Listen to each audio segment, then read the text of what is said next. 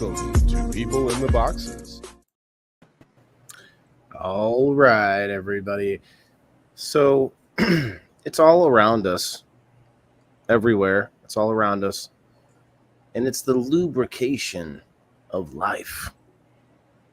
Tonight, everybody, we're going to talk we're going to dive a little deeper, pun intended, on the subject of water. I mean, it seems like, everyone, we seem like we know about it, but do we really? We're going to be looking up into all kinds of things and sort of getting off on tangents like we do on the People in the Boxes. Guys, it is episode 102. It's almost like H2O. So never mind. Episode 102, guys, Thursday night, 8 o'clock Central Time, as usual. The People in the Boxes, it's a show meant to think of these topics that seem so common, yet have so many different angles and have different opinions and different experiences. So we're going to get into it, not just water that you drink, but water that has to do with everything. I mean, we are made up mostly of water, but we also, there are creatures out there made up of even more water than us. And we're going to look into topics like contamination of water. Kim's got some interesting takes on that. And there's also flooding going on.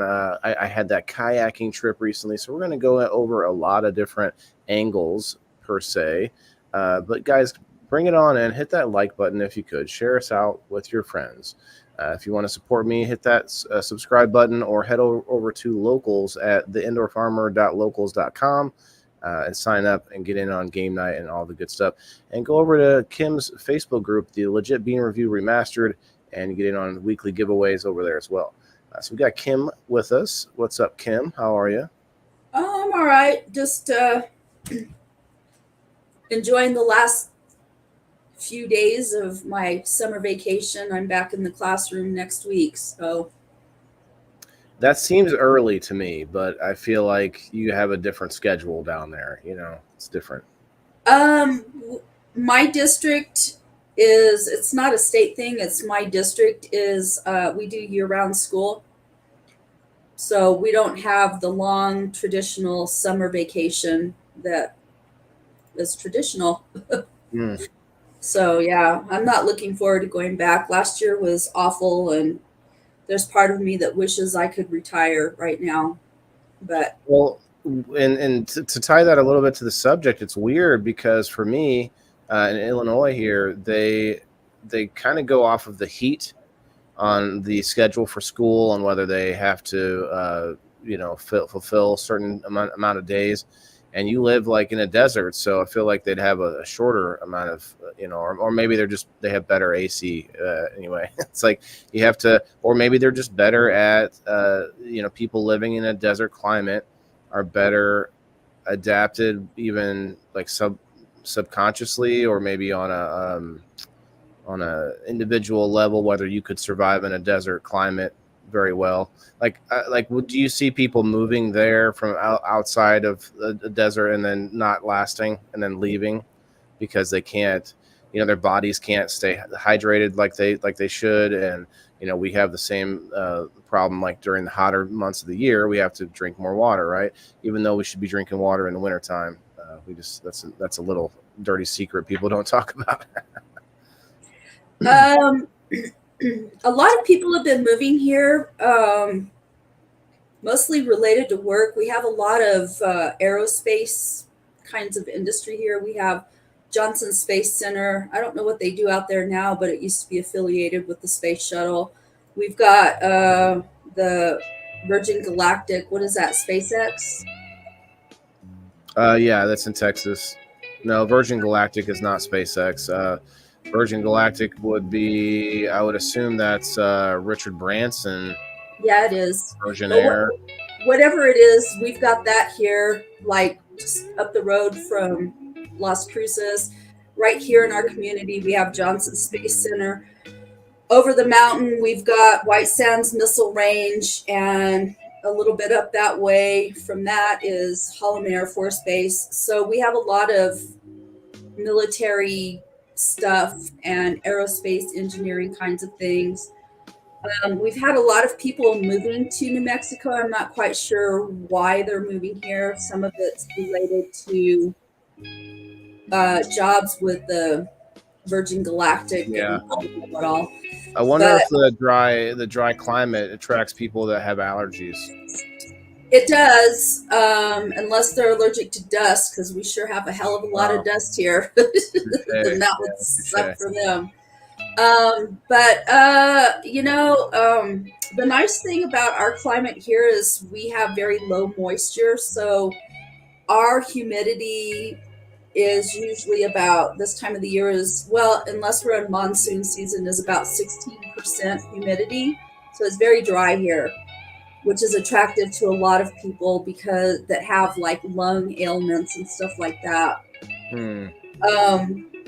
I think a lot of people have a hard time moving here because they are not accustomed to our heat, because we do not have a lot of moisture in our air, and you do have to stay hydrated.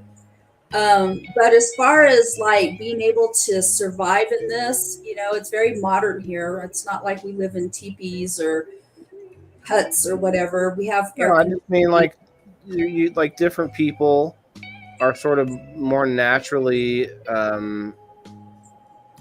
not I wouldn't say accustomed, because people can change, but like they like it better in like that type of climate, and then other people would just like feel like they're melting and sweating all the time, and then like I don't know, you know what I mean? Like there's different people that are just sort of naturally, and it's not like a skill you develop. It's just like, hey, there's certain people that just don't sweat a lot, and there's other people that just like the heat more. I'm sure that that affects people. I think that may be a factor to some degree, either or way. Some people come and they like it because it's not humid, it's dry. I don't mind some humidity. When I lived in Sacramento, California for 8 years, and when I lived there, it was fairly humid, but it wasn't like overtly humid like they get down in the South. I didn't mind that level of humidity. Now, if I lived down in Georgia or Alabama or something like that, I would not live there. Yeah, there are some places that are just the temperature isn't as hot, but there's so much more humidity. There's other places that rain a lot, like I want to say like Washington area, Washington and Oregon, like they get tons of rain. I feel like they should be like, there should be like these crazy contraptions on every roof, like capturing the rain, not just capturing the rain, but having the rain spin these like little turbines, in the gutter systems and stuff like that, like to generate electricity. Yeah, hell yeah, man. Hell yeah. I like alternative methods of doing things. I like efficiency, and I hate, I would call myself a libertarian, and I guess to some degree I am a libertarian. Because I don't like paying electric bills. I don't like paying water bills. I don't like paying gas bills. The alternative is you got to do it yourself, right? Right. And if we grew up that way, I feel like we would have that kind of structure in place. But now a lot of people are taking it upon themselves to go and figure out how to live off grid. But if we were just told all of a sudden, like, well, better go get electricity yourself, like, so many people would just not be able to, because we've sort of over time we've outsourced those things to people. But hydro is one of the biggest things we get electricity from. And like our rivers have so many dams, like they have like regulations on not allowing any more dams because there's too many, and they're like, it causes all kinds of problems with the fish and everything else. I mean, that brings up the whole ocean of other issues, pun intended there, because once you get to the rivers and lakes, and then you have to talk ultimately about our oceans, because all of that stuff dumps into the ocean, and then we have the sort of the backwards problem, because the precipitation from the ocean into the cloud system and then back on the land, right? It's the big cycle of things. And we just like water is like every part of it is being coming, like contaminated from different angles, not just the old Captain Planet style, like bad company dumping chemicals into the water, which probably still happens, right? But maybe to a different degree, who knows? But there's so many other things, like the forever chemical refining in the air and the water. And do you remember? Okay, so I don't really want to dwell on sort of the climate change aspect of this, but I just want to point out, do you guys remember, comment below, remember in the 80s when we talked about pollution? We were like, we got to deal with this pollution. We had Captain Planet, right? That's a physical thing that we can really fight.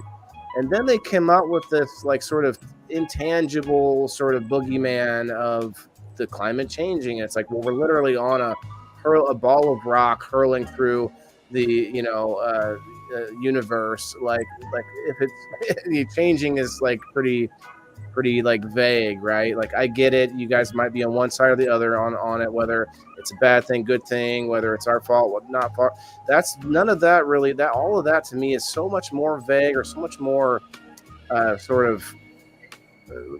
more detached from what's important than starting with going back to the whole pollution thing.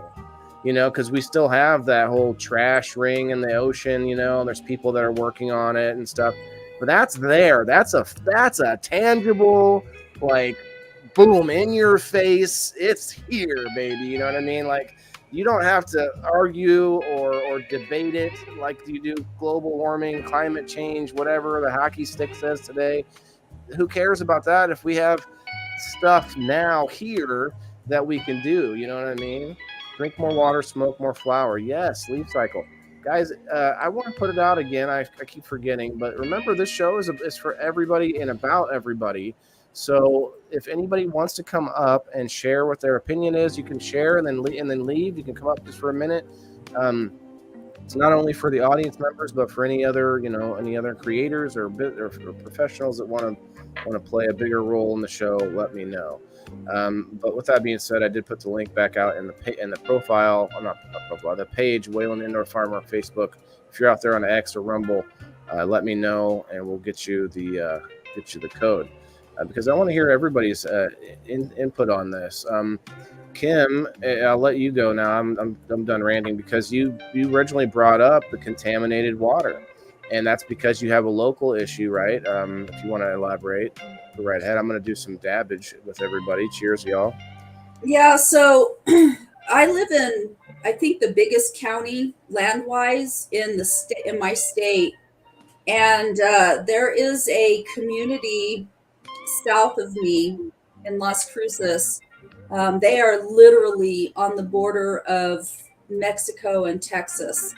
Like, literally, you can walk over the United States-Mexico line and be in Mexico, or you can walk over the New Mexico-Texas line and be in Texas.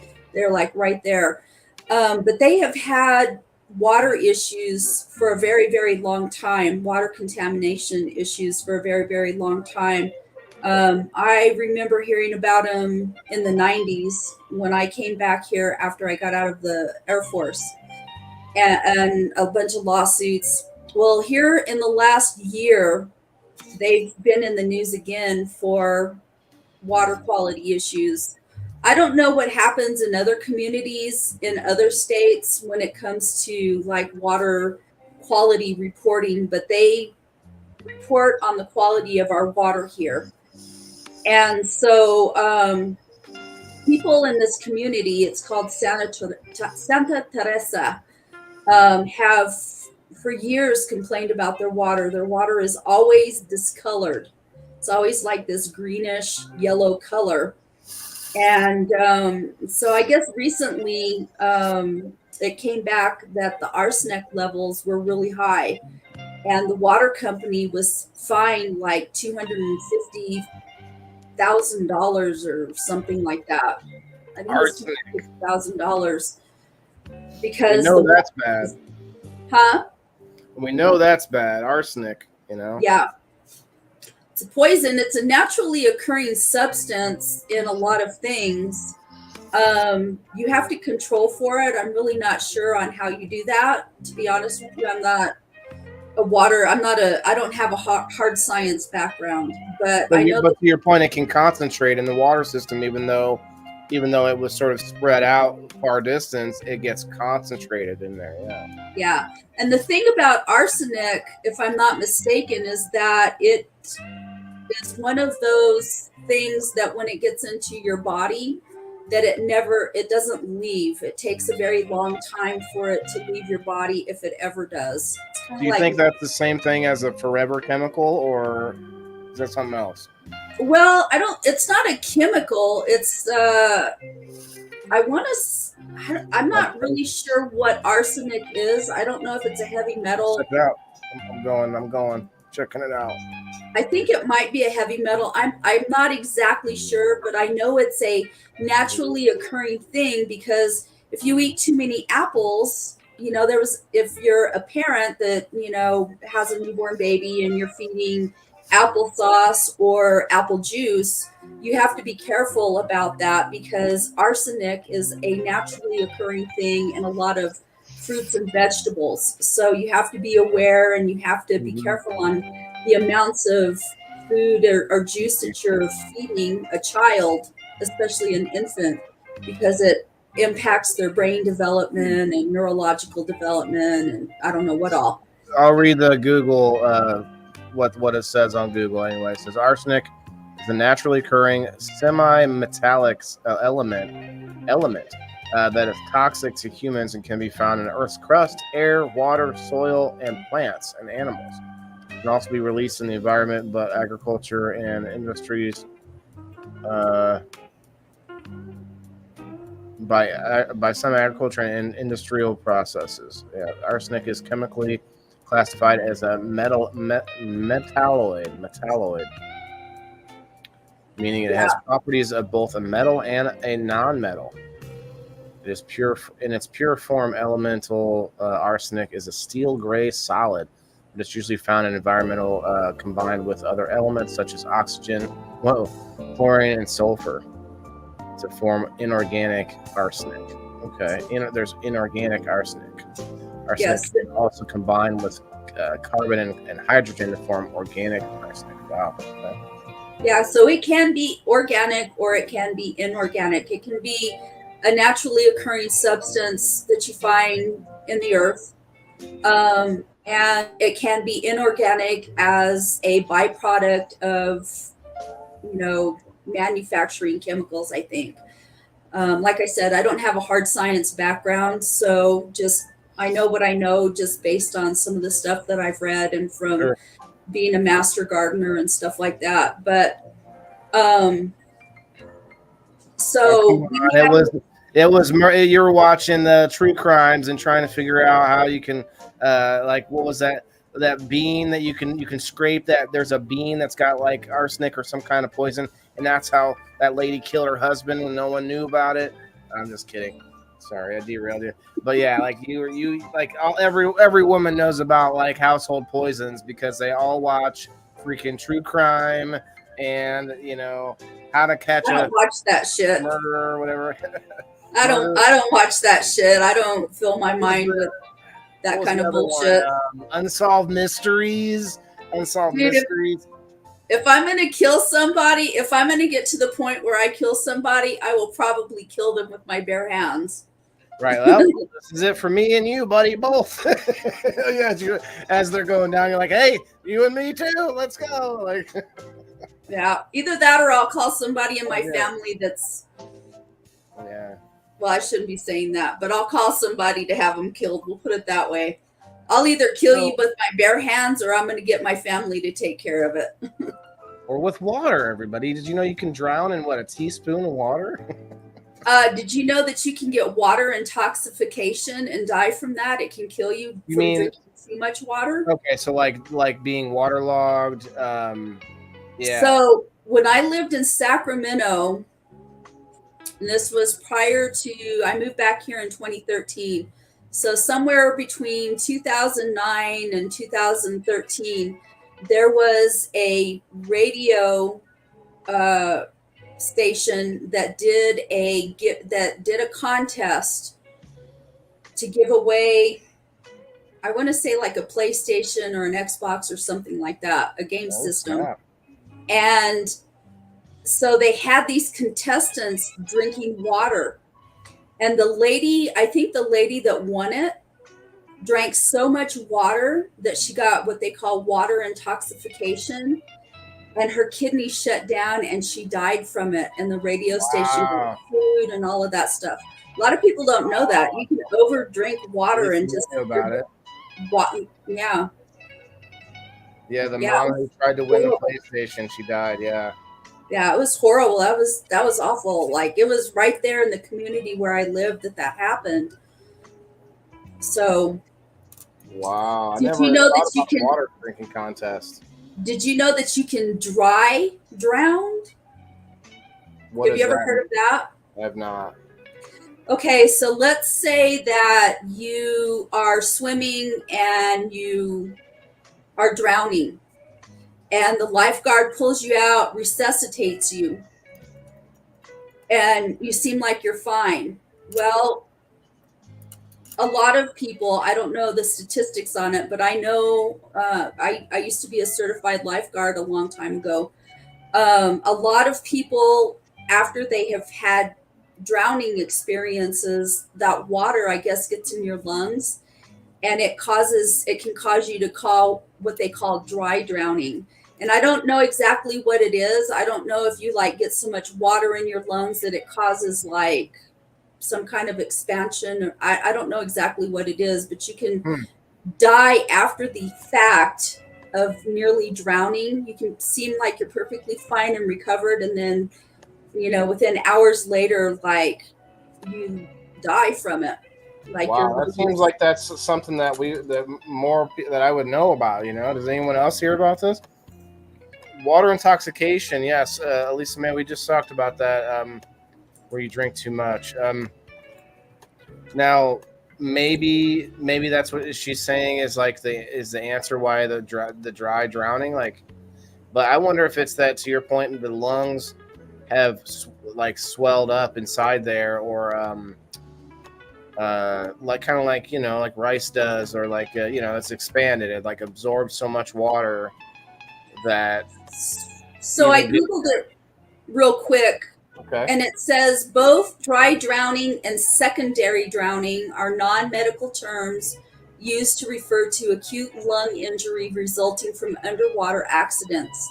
The so-called dry drowning is inhaled through the nose, causing the vocal cords to spasm shut, preventing air from entering the lungs. Huh. So interesting. Yeah, I just knew about it because, like I said, when I was up until my early 20s, I did lifeguarding, and a lot of first aid. I used to work for the Caballo Lake State Parks, so I had a lot of first aid training. Oh, lifeguard Kim. Yeah. Yeah. Never have to do the mouth to mouth. Guys, no. Sandlot, right? The movie Sandlot. No. Fortunately, I never had to. Usually, working at the lake, usually if we had a drowning victim, usually we were pulling bodies out of the water about 2 weeks after they drowned, because, they drowned in that big body of water and you can't find them, and then you have to wait for them to surface. Was this a lake, you said? Yeah. So, yeah, the lake, I mean, it may not have the same kind of undertow like a river does, but there's a lot of activity at the bottom, like at the deep ends of the lake, that people at the top don't even realize. There's creatures down there, giant leviathans. I'm kidding, but like giant catfish. Yeah, there's big fish for sure that could easily do some damage to a dead body for sure. Oh yeah, they're nasty when they pop up. Like, ugh. You don't want to see that. Like, did you ever watch, what was that Tom Hanks movie with the volleyball? Castaway. Castaway. Do you remember when he found his friend face down in the water and he picked his head up and his eyeballs were all eaten out? Maybe like towards the beginning when he's like he's still around the wreckage and trying to get as much as that he can, and Yeah. Fish do interesting things to dead bodies. So anyway, that's disgusting. Well, they eat each other too live. They'll attack one, take one's eyes out, and then and you know what's funny is like I was talking about this like last week, and that kind of brings us to the subject of the river water and the lake water going swimming in the ocean. Like, what do you guys comment below out there if you have a certain type of water that you won't swim in, creek water, because it seems to me that if you're going to swim in one of them, you might as well swim in all of them. I went kayaking on the Mackinac River, and I did get dumped into the water. I didn't plan on getting into the water other than like my feet, you know. But yeah, I got dunked in, you know, nipple deep. It was rough. It was like a crazy little current, and this river, for the most part, is really calm. But this happened to be on the side closer to the bank. There were these two downed trees that were sort of creating this little sort of an undercurrent, right? And I bumped into it with my kayak, and boom, it's all it took. And I had a terrible kayak too. Shouts out to the terrible kayak rental place, Area 52, paintball pits in Mackinac. The thing was just messed up. So hell no. So fresh water, at least May says. Well, okay, I guess that's one thing, fresh water or salt water. I'm not going to go swimming in salt water, but I'll get in the salt water, you know. Well, not getting in that, okay. You know, you gotta be careful with some of that stuff too, because they have those algae blooms, the parasites, that are extremely toxic, you know, and I think those happen in the ocean, if I'm not mistaken. Well, they happen in the ocean. They may happen in freshwater too, but you have to be careful with stuff like that. Like you have to be intelligent, you know. People talk about common sense, and I think common sense comes from a certain level of education. And I don't necessarily mean like a college education or anything like that, but people that have knowledge passed on from generation to generation, you know, and a lot of that is experiences and just like real world knowledge, you might say. Yeah, real world knowledge. Like you know, you shouldn't have to tell a person that you don't eat Tide Pods because that shit'll kill you. You know what I mean? Yeah. I just think that sense isn't as common as it used to be. When do you think, I mean, like, I don't think we pushed drinking water ever as much as we do now, even though people probably don't drink enough water. I have water here with me. I'm trying to drink more water myself, and I definitely am a victim of I'd rather drink something else, you know, with some kind of sugar, right? But when do you think like this whole push where we were like, oh shit, it's too late but everyone should drink more water, like that wasn't happening in the 50s or, you know, in the 1800s? There wasn't some campaign like, hey, people just somehow knew, or maybe there just wasn't as much other option of like endless Kool-Aids and sodas and different drinks out there. Now we just have more options of things. I wonder what it is, like chicken or egg there, you know, because like people didn't have I don't think we knew that you could drink too much water in like the 1800s, you know, like there probably was, like you were sweating so much, like there wasn't any air conditioning. You were just like your water was constantly being depleted, right? It's an interesting thought, you know. It wasn't even in the early 1900s. You probably didn't have anyone getting waterlogged or water. Well, I don't think anybody was doing a competition to see how much water they could drink either. That's messed up. Yeah, I've never even heard of doing something like that. I've heard of, you know, beer drinking contests, you know, like you saw like on Super Troopers where they were drinking straight up syrup. Ugh, like, gross. Could you imagine trying to down oh man, a whole thing of just straight up syrup? Puke it. you could Man, drown really easily. that shit right back up, dude. Like, Oh wow, yeah. I don't know if they really did. I don't know what they used for the movie, of course, but even whatever it was still looked like enough like syrup, so it was something I wouldn't want to drink. Benjamin says he did a milk drinking Oh. contest. It's all about fearing an issue that can be bad. I'm sorry. You know, I think that people are more conscious of drinking water because, Well, you know, if you know, my dad's generation, Sure. my dad was Sure. an older man when I was born. He was come on up, Lisa. in his 40s when I was born. And he was born in the 1920s. And so I think that people lived a much simpler life and prior to World War II. And I think that people didn't need to be told that you needed to drink water to survive. I mean, I think it was just one of those things because people were much closer, I think, unless you live maybe in a big city like New York or something. I think that people were much closer to nature and they just knew that they had to, that it was a survival thing. Yeah, but that's all they had. I'll push back. That's all they had to drink other than whiskey.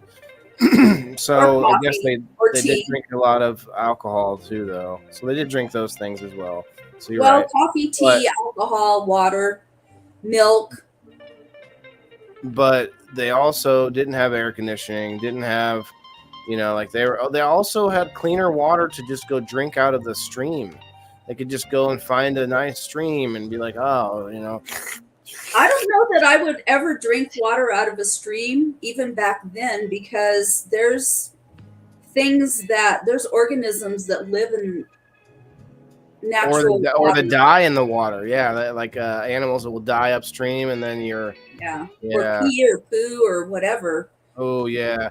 Oh yeah. People were. By the way, at on the kayaking trip, yeah, it was nasty. Like people were in there, like with their swimsuits. Like, yeah, we're swimming. We're going swimming. Like they were swimming, and then there were other people just standing on the side peeing, and then the pee was just going right back into the river. Well, and you know those people that were swimming were probably used to it. Were probably letting loose of whatever bodily. Oh, that too. Yeah. Oh, it's time to. Oh, wait. That's not a log. Watch out for that log rolling down the river.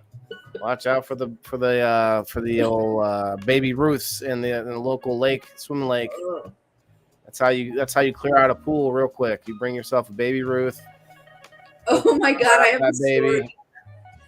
story. Public pools. Oh, let's hear it in the comments. Go ahead, Kim. So one time, this was like 20 years ago, like in the ladies, and I was partying down with a group of friends. We partied every weekend, and we would go out to my friend's sister's place because they had a hot tub, and so we would all go out there and we would drink and sit in the hot tub and just have a good time. Kim. So this one night we're there and these people come, and one of the guys that was with them had been the drummer for, I want to say, Golden Earring, like a rock band, right?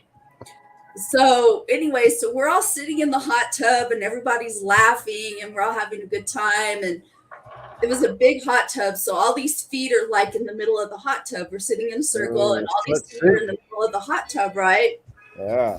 And so I'm a pretty quiet person in a crowd of people. Like I'm, there's times when I'll interact, but a lot of the times I just sit back and watch everybody. So I'm sitting there and I'm listening to everybody laugh and have a good time and everything. And I'm sitting there watching everybody's feet in the water. And there was something floating in the water. And I'm sitting there watching it, and I was like, what the hell is that? And it looked like a turd. Baby Ruth alert. And I said, did somebody shit in the hot tub? And then it got quiet. And then everybody's feet came back, and everybody was like sitting forward looking. And somebody reached over and picked it up, and it was a bag of weed in a baggie, but it looked like shit. Oh And no, so was it good shit or was it like now it was all wet? it wasn't any good shit anymore. Oh no. So, but yeah, That's so it. No. yeah, so You that was jumped in the hot tub with your weed? I know, Oh, man. was it yours? Cheers. It's not one mine. I didn't smoke back then. I was a good girl for a long time, dude. Like from the family, I come from a very conservative family. Like my dad's family are fucking Texans, you know, very, very ultra conservative. And so, you know, I was a good girl. I didn't do that stuff. At least while having foot soup in the hot tub, you were good. Foot soup. So I feel like that's a subject in itself. Like we have all these public pools and private pools with the chemicals that we then wash down the drain. Yep. Now, some of those chemicals are used to treat our water and water treatment plants, but that's a similar issue. Like, is that okay being put back into the natural world? What are you talking about? Desalination? Like chlorine, for example, is put into our tap water, right? And that's being done at the water treatment facilities, not necessarily just the pools that are doing that, because pools have a lot of chlorine. Yeah. So that's even more. But like then it's being cycled back into the soil and the water. Like, what's that going to do eventually? Should we have more of a natural way of like cleaning ourselves by using organisms, by using like the way we do with the organic soil? You know, what's up, Alan? So like using good bacteria, have you heard like of deodorant called Lumi? No, is it like rubbing good bacteria on yourself? Yeah, it's made out of good bacteria because what causes you to smell is bacteria, right? Bacteria feeding on whatever your body stuff. And so I use Lumi and it works really well. I don't use it all over my body because I don't think the rest of my body stinks. Rubbing it on everywhere. Yeah. Well, if you ever see I'm eating this good bacteria. Well, if you ever see the commercials for it, like you can put it on your body, your lower body parts, your boobs, wherever, everywhere on your body. Under boob. I hear that's a bit popular place for a stick of deodorant for the ladies. Yeah. Yeah. I don't think I've ever thought of doing that as a man for like, you know, between my legs or anything. But maybe there should be. But then you have like powders and gold bonds and such. Then all that stuff gets washed down the drain back into the water. Well, the Lumi is good for like 72 hours. Like it kills deodorant. You know, it's probably expensive too, though, right? Pardon me? Pretty expensive, you think? Or yeah, I think it's comparable to all the other stuff. I mean, it ain't no speed stick price, but it's like comparable to some other good, like higher end deodorants, right? Well, you know, your junk deodorant, like I don't use, I quit using like Secret or a lot of those deodorants a long time ago because they dry me out. Like I don't use antiperspirants at all because it dries my armpits out really, really bad and I chafe. Yeah. So I quit using that stuff. I started using different natural kinds of deodorants. Like I started out with Tom's, I think that didn't work very well. Have you tried any of the ones that you see advertisements for, like for men, the Squatch, like the Sasquatch deodorant or whatever? It's like I tried that once. You see ads for it. I don't know any ones for any of them for women, but like they're like these all natural brands popping up that have been on like Shark Tank and stuff. I think the Squatch people were on Shark Tank, if I'm not mistaken.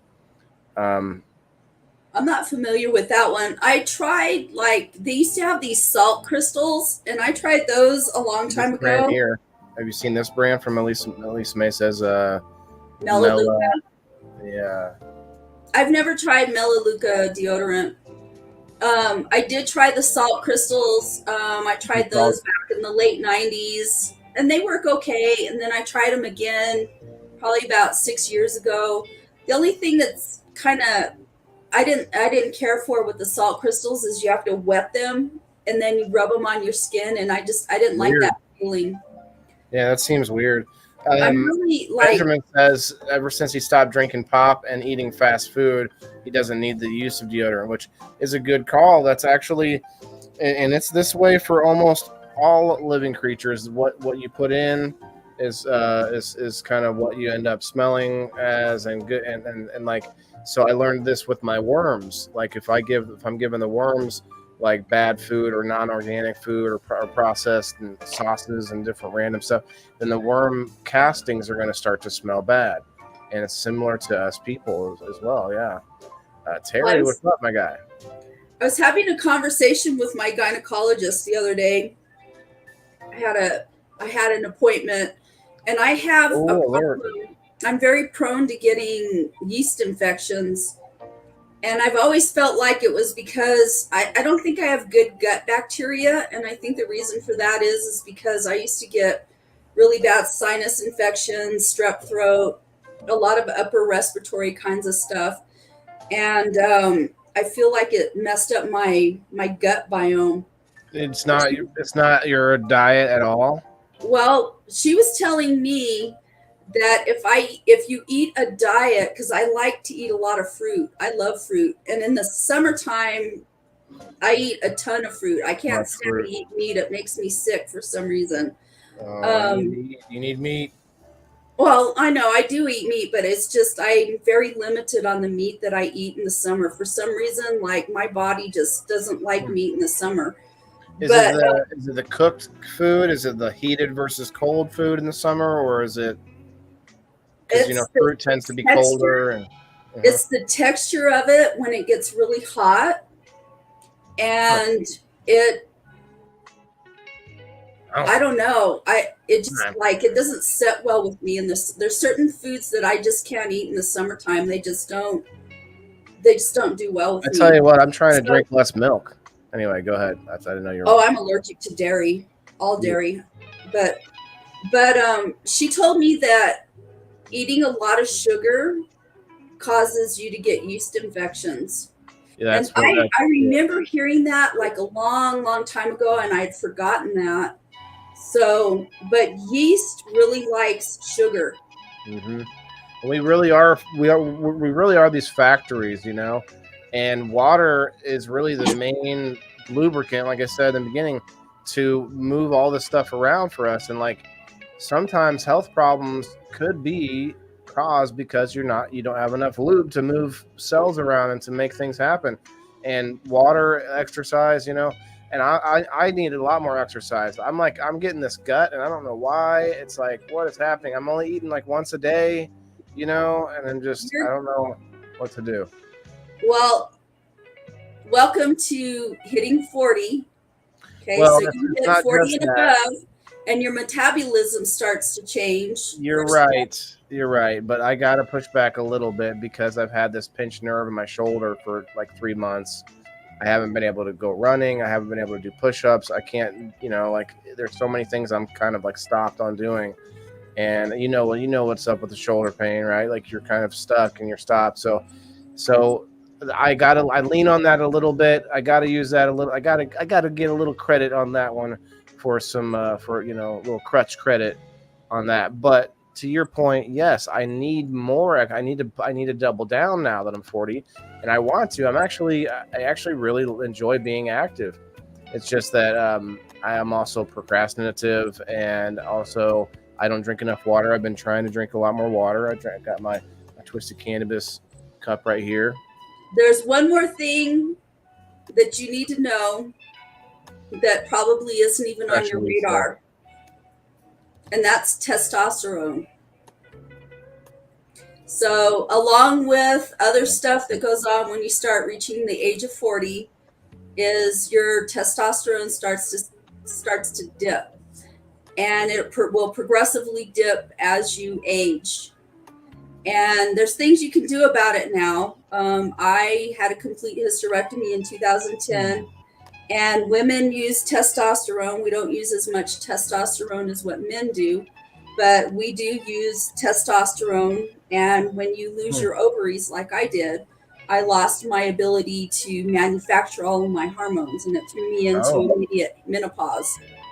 But I've learned a lot about, and you use estrogen too. Estrogen is a factor for men. Men don't have as much estrogen as what women do, but you do have a need for both of those hormones, men and women both. We go through a cycle, and I think the estrogen has to do with that, where we go through a cycle. We don't have a menstruation, but we have a cycle where we have a week of the month where we are more moody and we have more like emotional instability, and that is our estrogen affecting us.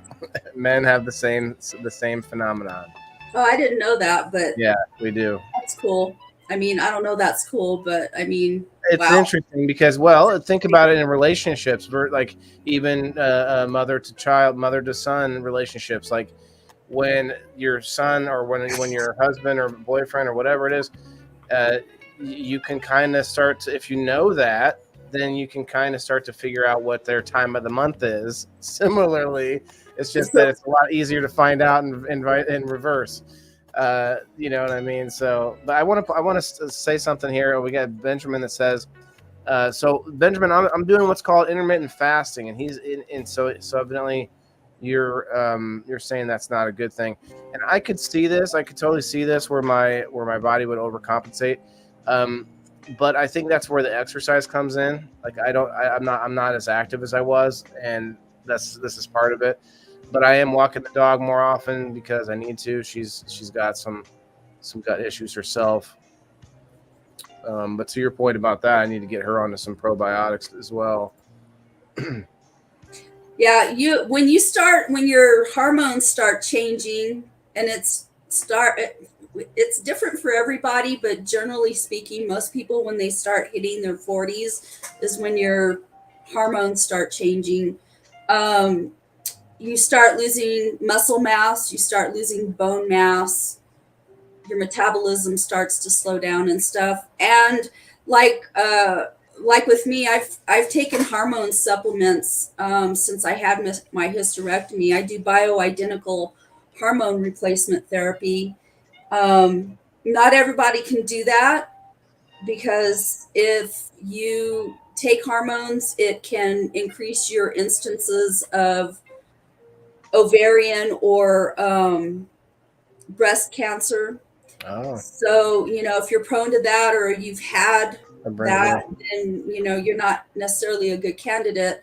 But I do bioidentical. They're natural. They're not synthetic hormones. And I know plenty of men that do bioidentical hormone replacement. Yeah, it's, they call it T something. Yeah. It's called TRT, testosterone replacement therapy. Yeah. So if anybody is ever going to do that, make sure that you do bioidentical, because synthetic hormones are cancer causing. They'll cause you to get cancer, and you can only be on them short term. Okay. Bioidentical is not the same. That's your body synthesizes bioidentical hormones differently because it's they're plant-based hormones. So they're much safer. I understand now. Well, I think we're finding out not all supplements are the same, No. And what's funny is with water, it changes when we add things to it, and we think we're still getting water. You're getting liquids, but I think they changed their what was it? I forget who the committee is or whatever, but they were talking about with children.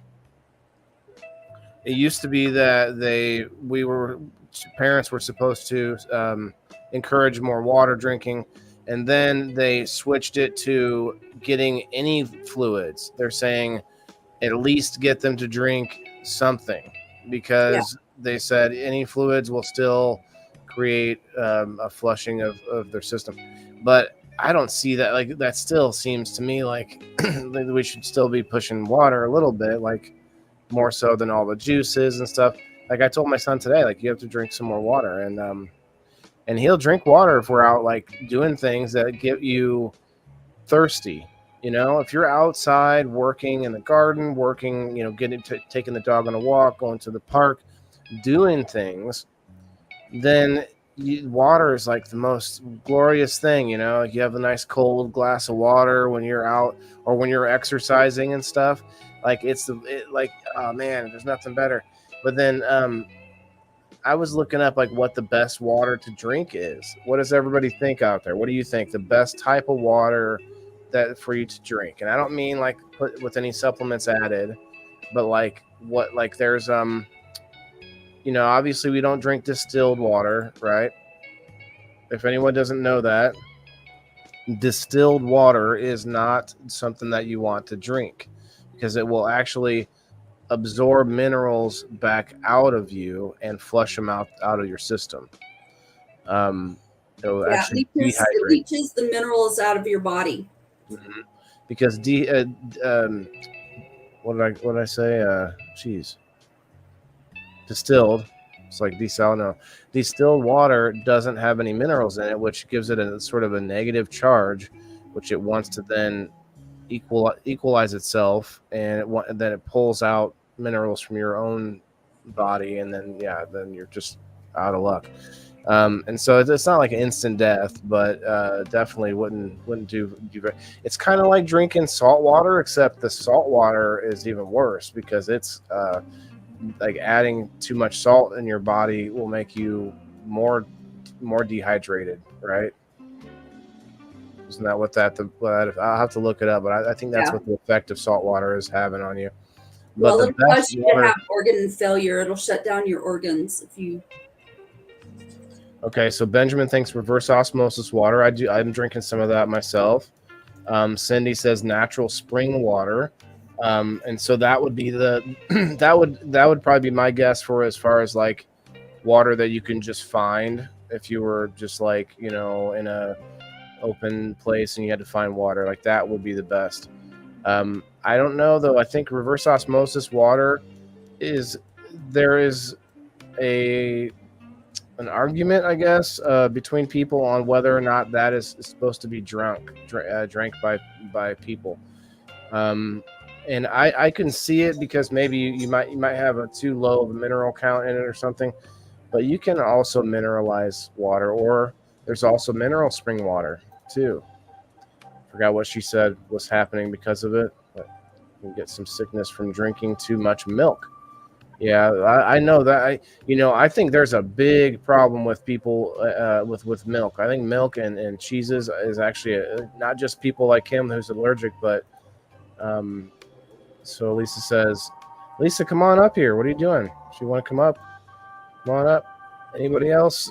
Anybody else? Come on up, guys. It's just, Kim and I both have our own shows separately. We come together on People in the Boxes to hopefully try to bring other people up as well, and to create this atmosphere of sharing perspectives on the topics. I want to hear what you guys think out there on the cleanest, on the type of water we should be drinking. I think you said something about you were talking about not drinking distilled water because it pulls the minerals out of your body. It leaches it. I wonder if it does the same thing to plants. Yeah, you're not supposed to you should not feed with distilled water to the plants. Yeah, I would think that you shouldn't do that either. I was putting it in my fish tank for a while. I did for a while. That's not good. And I thought, the fish tank is all full of like all that stuff and everything. I thought it would equalize because of it, but over time, I was putting too much in, and I could not get my fish to reproduce. between having a heater and getting that worked out, now my fish reproduce like crazy. Well, you're lucky you didn't kill your fish. Well, I did kill a bunch of them for sure.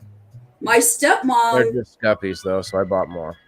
got an aquarium when I was a teenager. She got an aquarium, and when she got it, she like sanitized everything, and then put fish in there, and they all died right away. Well, come to find out, she killed all the stuff that fish needed, all the beneficial stuff that fish need. They need organisms to help them live. So that's the thing about having an indoor farm or indoor fish tank. There are all these supplemental things that us as humans are now responsible for equalizing. yeah. Well, it's just like I'm a selective germaphobe. And I do not like my hands to be dirty. Like, I wash my hands a lot. Like if I'm doing something and they're icky feeling, like, I wash my hands, and then I'll go back and I'll mess with it some more, and then I've got to wash my hands. But even like I don't use hand sanitizer, because hand sanitizer, I don't use any of that kind of stuff. I don't use any like antibacterial stuff, because it kills off the good beneficial bacteria that you need, and it actually leaves your body vulnerable to getting infection when you kill all that stuff off. So I don't use that kind of stuff. I just wash my hands. There should be some like bacteria-based lotion that we can you put that on your hands, spread it on your arms and stuff, and it's like a live bacteria, good stuff, like a nice layer of whatever it is that you get if you are that old man who was drinking out of his own cows, like trough with the cows every day.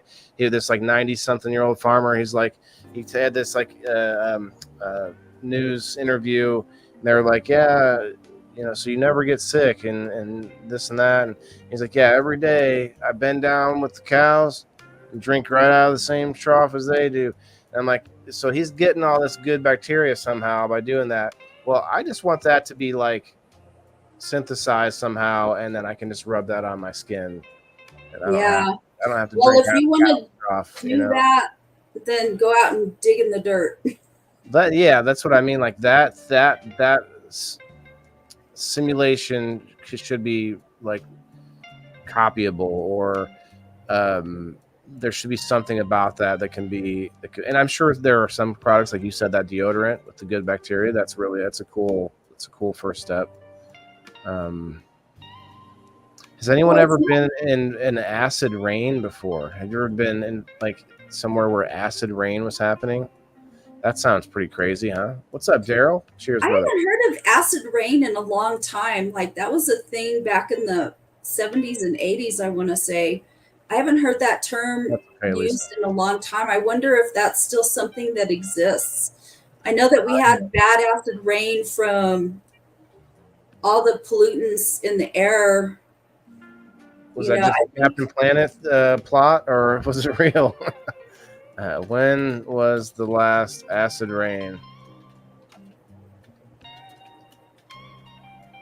I want to say Los Angeles used to have that problem. I don't know that they still do or not. So this is from Britannica. It says, what happened to acid rain? Acid rain still occurs, but its impact on Europe and North America is far less than it was in the 1970s and 80s because of strong air pollution regulations. Yeah. Let me see. Air pollution. Yeah, well, good luck with those regulations now after that Supreme Court ruling.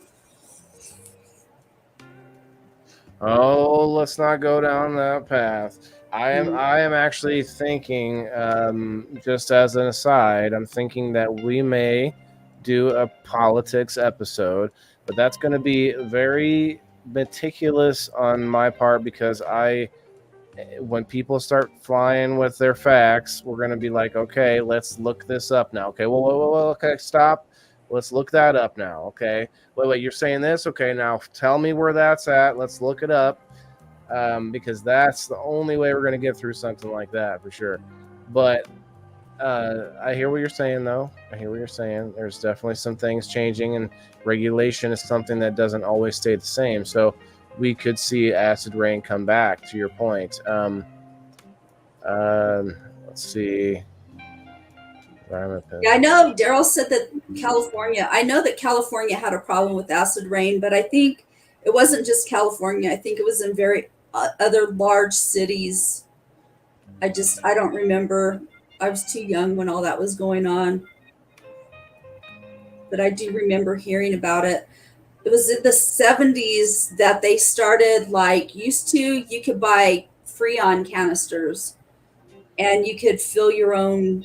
Freon is what they use for air conditioning, and you can fill your own whatever, and you cannot do that anymore. They've regulated that because Freon is something that goes into the air, and I don't know what it does exactly. I know it made a hole in the ozone, and I don't know what all else. It's just one of the bad ones, yeah. Lisa May says essential oils are good for, like, to my point about bacteria, something you can rub on yourself. I want to get into essential oils. Do you do anything with essential oils ever? I have to be really, really careful. I have very sensitive skin because I'm so white. And certain, like, I can't wear any kind of perfume. Right, Ben. Like, even the really high-end, top-of-the-line colognes and perfumes give me rashes. So I have to be very, very careful with all of that stuff. So I'm not inclined to put that kind of stuff on my body. I have to be very careful with what I put on my skin. And a lot of essential oils, I'm very allergic to them. Yeah, you can't get it. They have replaced Freon. Yeah, there's another chemical I think you can go and use to, like, charge your AC with. Margaret again on the Rumble. Cheers. These are natural pants. Natural pants. These are natural plants. I'm not sure. Yeah, Ben, you're right. Definitely high passion. But I'm going to stress, if that ever happens, if we do that kind of an episode, like... I have to go to the bathroom. I'll be right back. Sure. If we ever do something like that, which I think we should, I really do, the whole point of it is, and I'll probably state it ahead of time during the episode, like, if anyone has any arguments that they want to get so emotional about that they can no longer, like, rationally discuss the topic, then they're going to have to go. And then number two, like, I'll set up some ground rules. Number two, if you throw out facts without backing that up with any sort of reference at all, I don't care if it's CNN, even though I wouldn't agree with it. If you throw out some kind of reference where you got it from, then at least it holds something to not to be true necessarily, but to back up your belief in that it's true, not just to say, well, I just think this. Now, if you say, that's another rule, is like, as long as you qualify things with, this is what I think, this is what I feel, I believe I saw this somewhere, whatever it is. I don't remember where I heard this, but I'm pretty sure it's true. All those things, if you can say that, then, we're on good terms. Like, but don't come up in here and be like, well, this is what's happening, right? It's like, well, okay, can you give me anything? Can you give me anything to qualify that at all? And that's what a lot of people fall short on. Then they start to get emotional, and then it becomes a shouting match. So that's not what we would do here, not for sure, or for sure. We would not be doing that in here. We've had it happen a few times before Kim has been here, a few times since Kim's been here. A different Kim was here one time, when it happened, and it was, it's, I don't mind matching energies, but I also try to play as both sides as much as I can in order to get the best picture I can. And that's why the show is here, because I want to see all different perspectives on any angle. When we talk water, like, the contamination of water is such an issue right now that we admittedly don't have all the science for. Like, I don't know that much about it. All I know is there are stories and studies about microplastics in men's testicles. There are Yeah, stories and studies I had about that pulled the up okay, well, that, and then in even before sperm. that, we were talking about estrogen earlier. There was there were studies on the water retaining almost all of the chemical compound that makes up birth control. Mm. I guess most of what birth control does not absorb into the body and flushes out back into the water, and then was raising a lot of levels of estrogen. And this was years ago, but now we're hearing about the microplastic. So my point is, like, it's a very serious topic, and for this show, we want as many perspectives as we can. I appreciate you guys in the comments. I'm watching it closely because I'm looking for more perspectives. Anybody that wants to come up, let me know. You can come up and be audio only. You can do like this, you know. You can be like, "Hey, this is Waylon. I'm 13 years old. Yes, it's a stash. No, I didn't know that's not marker. I did not marker that on." And you could talk. You could talk. So just keep that in mind. We want this to be a safe place. I don't care if you disagree with every word I say. There should be a way to be able to hear all perspectives, and that's why the show isn't about our opinions. It's more about, hey, what is it that we are dealing with in a real basis? And yeah, we do get off on our opinions, right? We like to get on tangents sometimes. Anyway, I kind of got off on the tangent while I was talking about possible political episode. I'm like, look, there's going to be some ground rules, you know, like come with some receipts, you know, or with the humility enough to say you're not sure, but this is what you believe, you know, those kind of words. Look at the pharmaceuticals. Yeah, the pharmaceuticals in the water, the chemicals from companies in the water. Like, our water is somehow miraculously able to handle so much. It's insane. But you know what? Some of what's happening, Kim. Have you seen the stories of the fungus they found that eats plastic?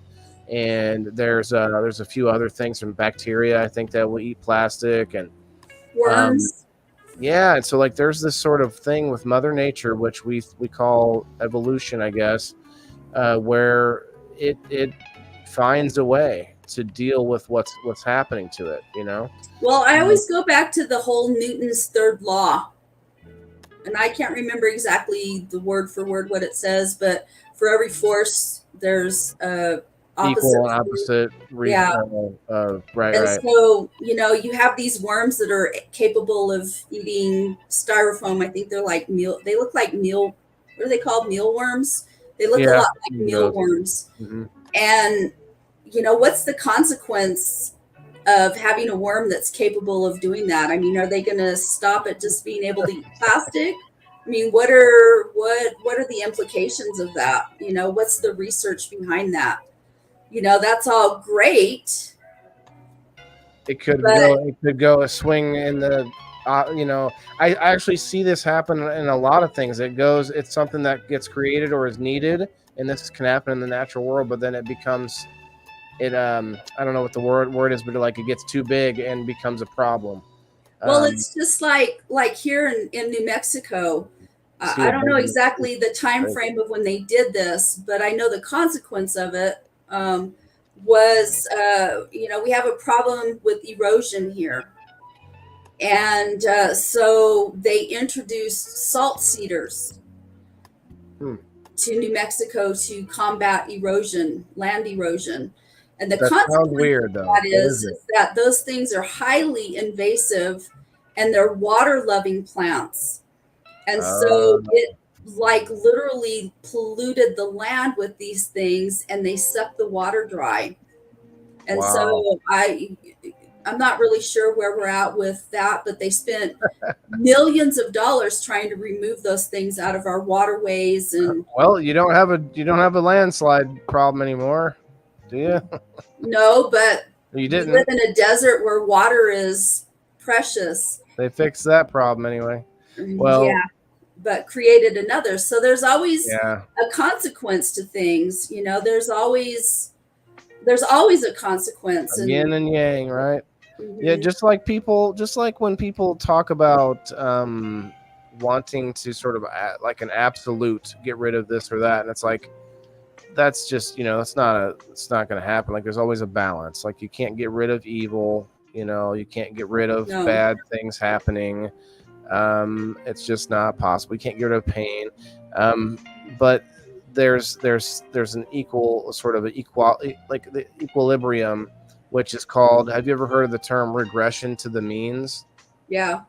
And in water, it depicts this a lot because of how water will settle to a flat surface. Like it doesn't sit at a bubble, like other than, well, okay. If it was at the center of the planet, it might, if you believe that the planet is a globe. The water would be a globe if it was somehow in the center because of gravity. If you believe in gravity, which it's funny that I even have to say that these days, because there's this whole growing population of people that believe it's the magnetosphere, or there's other different explanations that gravity is not really a thing. That's actually out there now, fairly prevalent theories. But I believe that's why you see water turn into droplets when like water drop, like a drip turns into a sphere as it's falling down. But that's my take on water. But I see that it's our sort of flat. That's why we call sea level like the zero, like the ground zero for everywhere, because it doesn't change. Like you can measure land all day long up and down deep into the ground, and you're going all different levels, but with the level of sea, it changes, I guess, with the tides. That's the only thing, but we've sort of learned how to measure that, haven't we? I think. I Pretty don't know sure. that I agree with that.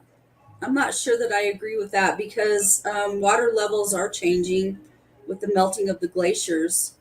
Okay, So, you're right. It does change, but whatever the level is, it's universal around the world as far as the oceans go, unless you're talking about the tides, which yeah, but that's a does make it. magnetic pull from the Right, moon and right. stuff. So that's what I mean. And I guess if you're talking about sea level, it should be like a relative number because of how choppy the ocean is and how the tides work. That I don't know how they actually measure sea level, because sea level shouldn't be an exact number. It should be like maybe it isn't. I'll have to Google it, but it might be like a 10-foot or whatever they use to measure it, like amount of like. So, I have a question to ask you. Okay. So, what happens to that constant when they start desalinating ocean water to consume? Well, that's why I changed a little bit what I said, where it's not, maybe it's not constant as far as it does change level, but it's constant as far as if we were to just start scooping up ocean water on our side, like next to the America, it would change the sea level around the entire world. You know what I mean? That's my Oh, point. yeah. That's my point. Is it's a constant that the entire world can measure by what but by what that altitude is, or what that And, level of. and furthermore, did you know that our poles are changing Yeah, I've because actually heard we are recently that it's pumping flipped. because we are pumping groundwater at Oh, you high think, okay, levels, and it's okay. causing our poles to shift. You think we are changing that? Well, that's what the most current Okay. research related to all that is. I saw some. I guess there are theories which I guess have to do with a lot of things, but there's this thought that our poles are going to suddenly flip 90 degrees. Have I brought this up before? And it's going to change a lot of things within like a 24-hour period. But if it happens, that's what they say, about 10 years or something like that. But I've also heard that's coming, that comes all the time. Like people say it all the time. But to your point, yeah, it's unknown what we can really do fully as far as affecting this planet. I don't think that it matters to the planet I think it mostly just matters to us and how we like what we think of as a what's the term for it? Like a decent living, decent like existence. There's a term for it. Adaptation. No, like our basic measurement for what a good life is. There's a Oh, term for it. I can't remember the term. Anyway, um, standard of living. yes, that's. I'm like It's trying to like, describe it without the term. Like, what is it? Yeah, our standard of living is what we really think of.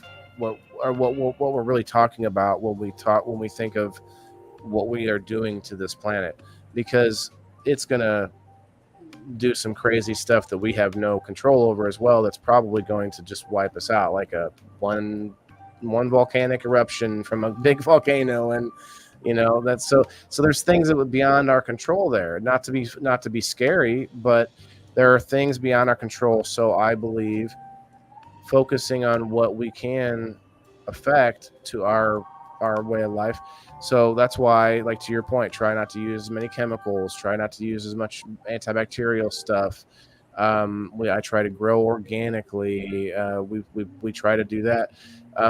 I'd like to live off grid. I'd like to try and collect my own water sources and try to have my own creek, and do all that stuff myself. But it's a lot of work. But once you know how the sauce is made per se, um, then there's a chance that you can make a difference. And that's why I think of sustainability in the same way. It's like when you know a little bit more about your water and your water sources and how to have clean water, then you're actually going to make a positive difference on your environment. Maybe not on like a grand scale, but if everybody starts to do that, you make it more popular. Everybody learns more about it. Like natural water filters. Have you ever seen those, Kim? Like a PVC pipe, and you can do like these layers of rock and sand, and then yeah. like some charcoal. Hey, what's up, Ted? What's up, Gabe? Ohio Friendly 420. You guys want to come up? Come on up. Come on up. Don't just be shy out there in the comments. Come on up on screen. Boom shakalaka. He's got his new catchphrase. Boom, boom. Or no. Okay, let me read it verbatim here. Boom, boom, shakalaka, boom. It's ba-boom, shakalaka boom. All right. There's a lot of O's in that first one, though. I had to give it its full O. The fungi documentary. Yeah, fungus is a weird thing too, man. Like, do you think, I don't even know if fungus needs water to sort of, like, it takes water out of the air or something. Yeah, it's organic. Yeah, fungus is definitely doing something to our planet we don't know about either. There's this whole like like the mycelial layer underneath the soil that's like connected all across continents and stuff like that. That's insane. You love your well water, Daryl. Okay, some well water is good, some well water is not good. My mom's well water is not the greatest, and she's got to have the softener, and there's you got to pour bleach down in there every now and then because there are bacteria that will grow and it will make it smell a little bit, and just like all kinds of different things. Ooh, our water. Some people's well water in our area gets sulfur smelling.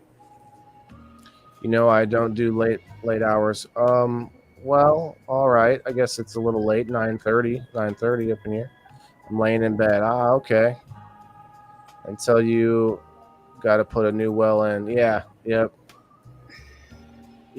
The well definitely don't last forever either. That's for sure. My boss well water. Hell no, not drinking it. Yeah. I don't know the ins and outs of well water, but that was the way we used to get water from most houses. 6:30 there, Daryl. You must be on the West Coast. I remember my grandma. My mom's family's from Illinois, and they were farmers there in Illinois. At one point, when I was a little kid visiting my grandma, we were at my grandma's house, and 10:30. Okay. Outside of her house on her property, they had a pump well, like it had a handle where you would pump the water up out of the ground. Yeah, those are actually more newer style, and they work pretty good. Um, I'd like Yeah, to have one actually. I'd like to use them for different things because you could make it pump higher up too. You could use that, but put it on a higher platform, and because a few pumps and that thing will go for quite a long time. yeah. We had a well. We lived at Caballo Lake, which Sulfur, yeah. is a tiny little community. It's like a little resort community by a lake just north of where I live at now. And we didn't have city water because it was a rural area. But we had a well, we had a pump, we had a well house with a pump, and it was a pain in the ass if the lightning struck. One time we had lightning strike our pump, and we had to get a new pump. Oh yeah, that would suck. Yeah, and you have to worry about water pressure, and there's a lot of variables with Well water. well water. Yep. Now, if I was a well water owner, I would try to build myself a water tower, so get like a 500-gallon tank or something like that, and have sort of a reserve of water that's pumped up, and have it covered and everything, and make sure it's got like a filter on it or whatever, and boom, and you have it high a little bit lifted up off the ground a little bit enough that you could pump water, like you could just turn on a faucet and have water come out. um that's my plan. I'm gonna build a water tower, and I think water could be our could solve all our energy problems for at least for quite a while, until we grow past it. But the tides. Have you ever seen some of these ideas of tidal? And there's some places actually do it. I think Australia does some of it. There are tidal electric generation places where there's a couple different designs. One design I saw was um, I got this email heating up for a dab, guys. So if anyone wants to do a dab, cheers. But I guess so. One design I saw was like the size of an oil rig, kind of, and it was out in the ocean, like 5 miles out, and it had these like arms, like a spider, where it had each leg out had a big bobber that was about 60 feet wide, a big bobber, and each arm, like 6 or 8 arms, had these bobbers, and they were just literally just taking the kinetic energy from the ocean, the constant up and down of the waves, and inside it was hydraulics were generating the electricity. And then there's another one, the one by Australia that I saw, which is this giant bobber similarly, but it's chained to the bottom of the ocean, and it has enough of a space, enough that it can go up and down inside there with the undercurrent, and it's shooting water up onto the surface, or up onto the beach through like a tube or whatever, because it's bobbing up and down. That's shooting water back up, and that's where they'd use like desalination, and it can also generate electricity doing that. And so, like, there's some really cool things, but we can't get out of our own ways, because those things are like not going to hurt. They're going to harm a lot less wildlife, because they're especially just big bobbers. Like, there's no blade or anything. It's just Yeah. big, yeah, maybe you'll find something that gets harmed by it somewhere somehow, but a lot less than like solar and wind, in my opinion. And I'll land right there. Cheers. Well, Yeah. and that's great for places where you have water currents, but here in New Mexico, we don't really have a lot of water to be able to rely on that kind of technology. That's where wind and solar works better out here. I really would like to have a windmill, not like one of those big white humongous things like they have those windmill farms in California and whatnot. But my dad's family were windmill manufacturers. That's how my great grandfather came to Fort Worth and founded the Axtell Windmill Company in Fort Worth in the late 1800s. And I like windmills. I think I like that technology. I think it's a good technology. I think it's sustainable. It kills a lot of birds. I don't know that actual windmills do. I know those big white ones do, but I don't know about these Right. actual like. I mean, I'm sitting here. I'm looking at a picture of an Axtell windmill. It's a painting that was done of an Axtell windmill, and we're talking about windmills from, that were built in the early 1900s. Those kind of windmills, not those Oh, big I ones. agree. There's definitely a different design that can be better. Have you ever seen windmills that go like a merry-go-round? They're like this. I have not. That's kind of scary. So I like them because, well, they have them like curly Q too, like but I like them because if you think about gravity and the blades of the windmill, if they're going around like that, then they should have fairly equal gravity all the time. But if you have a windmill that goes up and down, then those blades are getting more wear and tear because they have the moment of less gravity and then harder gravity and then less Yeah, gravity and harder gravity, and so more they're gonna mechanical. and they're also going to take more wear and tear because of it. Yeah, and the other way, and they also have to turn those to make them face wherever the wind is, which is really kind of weird. Some of them will turn themselves, but depending on the shape of the blades. But if it's going like this and going around, it's going to get wind no matter, unless it's just no wind that day. But it's going to get wind no matter which direction it's coming at. You know what I mean?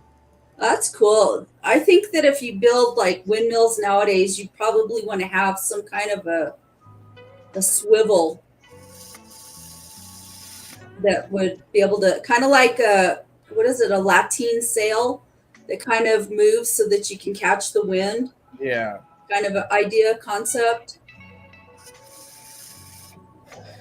I like I like steam power. I think about it a lot because if you think about water that we want to boil in order to make it cleaner to drink, like say I collect rainwater and then boil it in order to make sure I can drink it. But if I boil it, I could boil it in a way that generates electricity. And I'm not talking about pressurized steam. Pressurized steam is highly dangerous and combustible. I mean, not like explosive, but blows up a lot on people. Yeah. And but I'm talking about using non-pressurized steam just to get water to a higher point. If we whatever energy we can use that is free or cheaper in order to get water to a higher point, then we have a battery that can be used anytime. Because one of the biggest issues we have right now with power is storing it. And some cities will have like a lake that they build up in like the mountains, or if they have a lake already, they'll use that. Have you ever seen this where they will pump water up there during off-peak hours? So, like if they have a power plant or something that's generating power during the night when no one's using it, and it has nowhere to go, it gets used up anyway. Like there's no way to save it. They use it to pump water uphill to a lake, and then they can turn on the faucet, if you will, to generate hydroelectricity from that lake whenever they need it during the day when it's like high demand for that energy. And that makes a lot of sense. And I think people on an individual level could do that on a small scale. Yeah. Yeah, I've seen. Well, we have reservoirs like that here in our state. Around, most of them are in the mountainous areas, of course. But Right. my city where I live, we pump our water. We pump groundwater. Hmm. So, and there we have these big They're not tanks that sit up in the air, but big round ground tanks. They sit on the ground, and they pump water up into those tanks. Our community that furnishes water. Yeah, because it's at a higher elevation. Or no? They just pump it back out? No, they're just water holding tanks. They're just tanks that hold water. Well, I know that California has trouble with like dealing with water and Oh yeah, Southern I California. I'm just gonna say my opinion on. I don't believe that it's just because they have less water. I believe there are some idiots that are running some areas in California that when we see the fires, the wildfires, it's not only because it's dry, but because they are not allowing for controlled burns of some of these wooded areas, and then the wooded areas get overgrown with this thick underbrush that then dies and has all this like really dry kindling for the dry seasons, which then causes more higher amounts of wildfires. And one of the reasons that we have quote more wildfires now than ever is not because we have more fires, it's because we have more damage happening from fires, and that's only because we have more people living in more places that are near wooded areas. And so we have for instance the rock slides or the bits of the coast that are falling off into the ocean. We only hear about that more because you have more rich people building mansions on the edge of the coast, and so they're like, look at this, look at the devastation that it caused. Well, that's because you moved there. People like we Well, you're building in places that really you probably shouldn't be building. Well, and land doesn't it shifts, man. It's not the constant. Yeah, like things like my backyard is just sinking down into the back hill, but I am doing what I can to build it back up using natural, ingredients, all my waste, my yard waste and all that stuff, and I'm like building it back up. Yeah, vegetation will really help with erosion, and I'm not talking just like grass. Right, but I have too much shade. I need to cut down some trees that are like a little. Well, don't plant trees. Plant like shrubs that don't grow tall. I'm not planting trees. I'm saying I already have too many trees that are too much shade. There's too much shade for anything to grow back there. There's a bunch of weeds growing back in there now where I've been throwing a lot of rubbish and stuff, so they're loving it.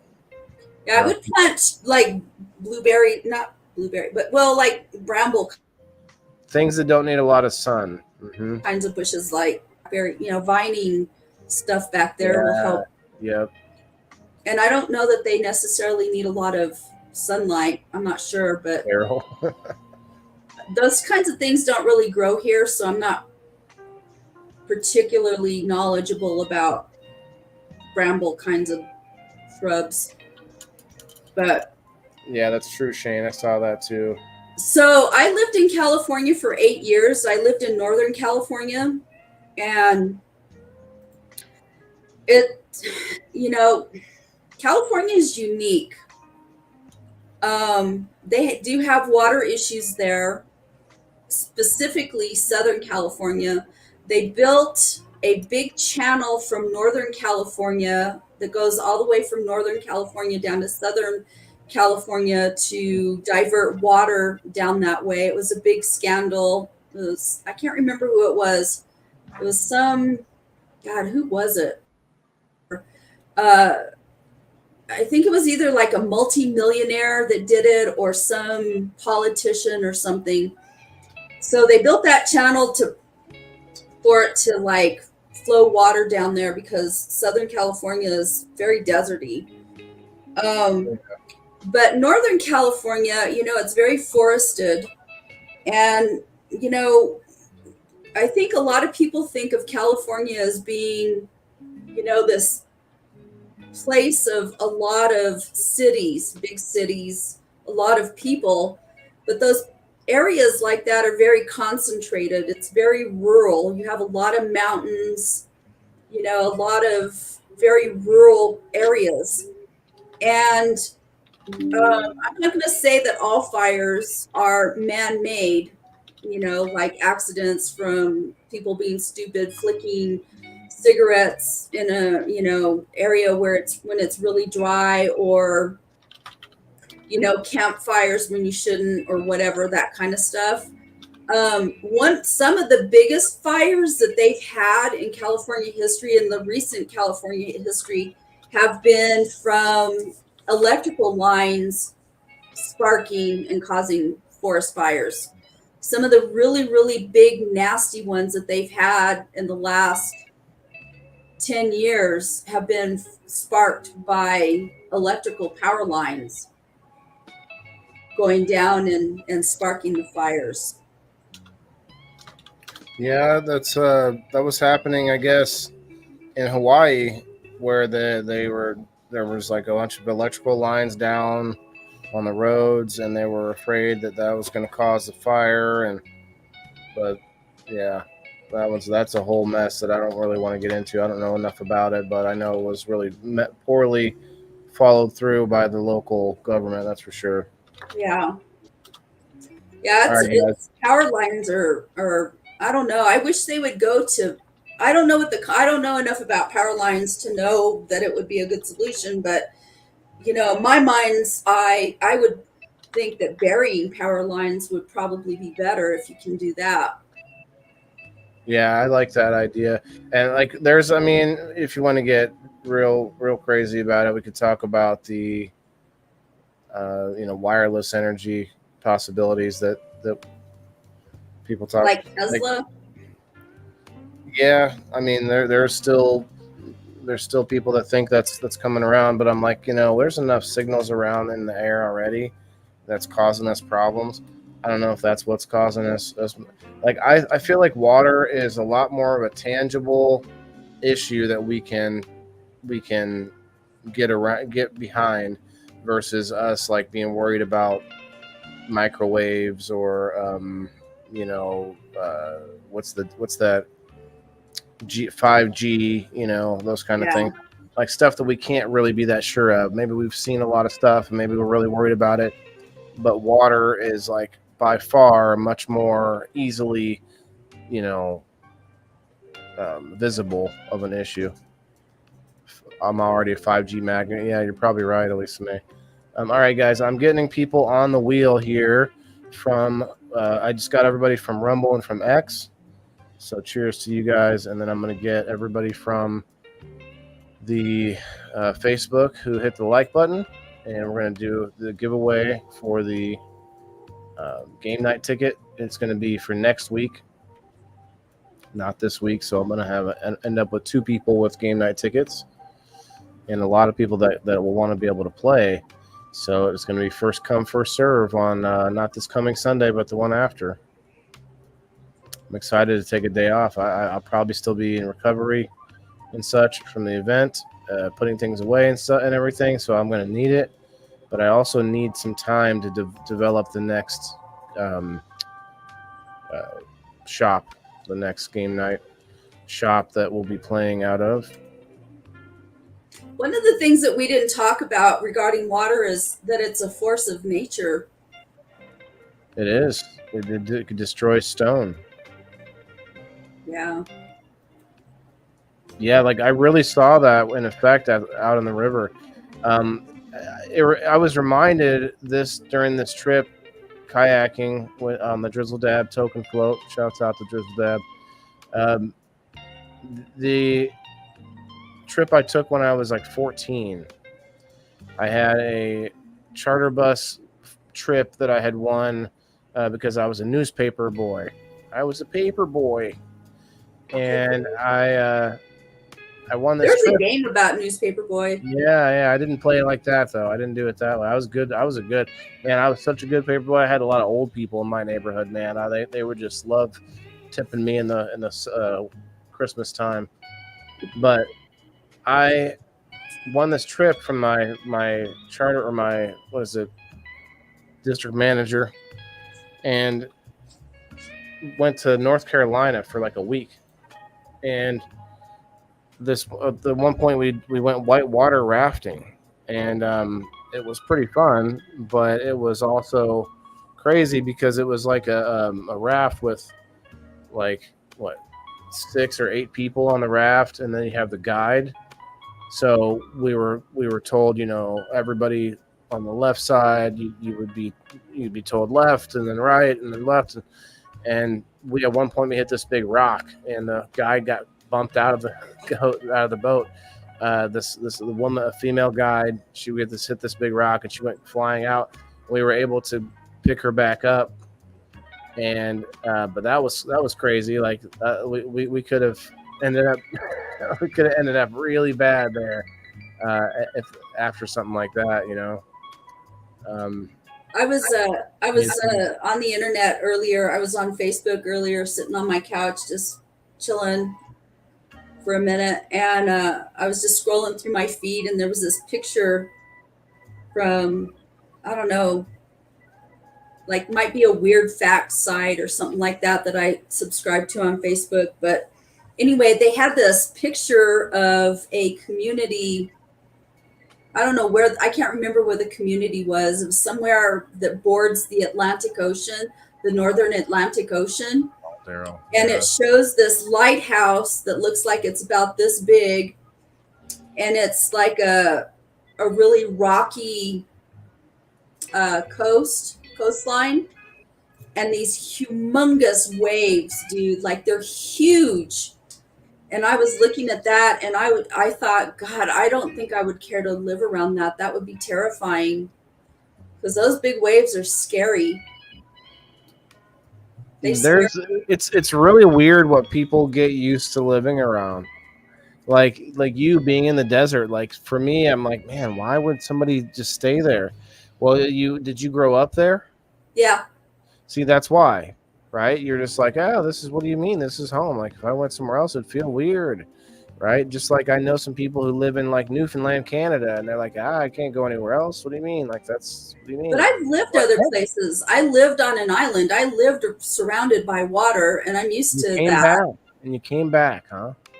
Well, I didn't have a choice. I was a little kid. We were stationed there. My dad worked for NASA, and we were stationed there for something related to NASA, the man in the moon. You never had a desire to move back to one of those types of climates, whatever it was? I like living where I live because we have good weather here. I like the people. I like our culture here. Our Mexican culture is very warm and loving and friendly. So I like our culture, and I like our weather. Even though it gets hotter than hell here, we don't have tornadoes. We don't have ice storms. We don't have hurricanes. We don't have earthquakes. We don't have volcanoes, So. Well, I guess I could see that. I do have a desire to move somewhere else, but that's because I live in Illinois. Everyone who lives in Illinois, it's a prerequisite that you don't like it here, but then when you try to go somewhere, you end up back here. Yeah. It seems like the thing. I'm not sure for everybody, but almost everybody. Well, the thing about growing up somewhere and moving away is that wherever it is that you moved away from, that's where everything makes sense. Mm-hmm. It's home, and that's where everything makes sense. Like I moved out to California for 8 years, and there were things that I really enjoyed about California, but it was good to come home because this is where everything makes sense. And I don't know how to qualify that any better, Yeah, and that's funny because like even though I've lived elsewhere as well, but I've also moved away from my hometown, not far, just to the city nearby, because my town is not quite the city, but it's starting to become more of a city now. But I moved to the nearest city, and I was there all over, moved to different places of the city, busy, hustle and bustle places, and then eventually still ended up landing back in my hometown. Gerald Jones, the For the 3. Gerald is a subscriber, and he gets that hash and dash immunity. So congratulations, Gerald. Anybody, if you wanna tag Gerald, you're welcome to it. Gerald might be sleeping right now, though. He's got to get up early in the morning. So, cheers to Gerald. So Shane, I live here in New Mexico, and you have to worry about the bubonic plague, and you have to worry about the hantavirus. They're both things that are caused from rodents, but there are so few instances of bubonic plague. Like I don't think we had any in our state this summer. Last summer, I think we had 1 case. So it's not common to get bubonic plague out here. All right, I'm going to pull up the number wheel for locals and quickly check out, see if anybody needs a new number. Not a new number, but a number. I would be more concerned about getting other tick-borne illnesses like Rocky Mountain spotted fever or Rocky Mountain fever, or what is it that you get from the ticks over there in Wisconsin? Is it Lyme disease? Lyme disease. I don't know if you get Lyme disease from the ticks out here, but I'll tell you what, I'd be terrified of getting that Lyme disease. Well, I mean, if you get that, I think you just put it in a coconut, right? You're dumb. All right, let's see. Make sure nobody else.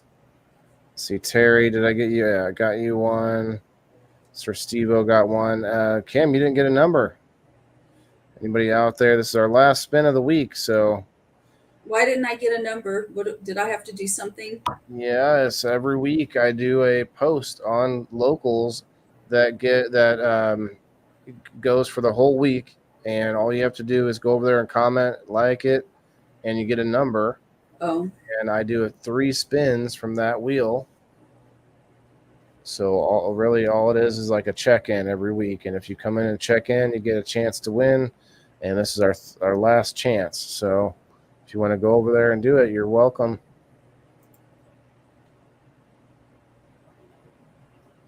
If you guys haven't done so, go hit it up.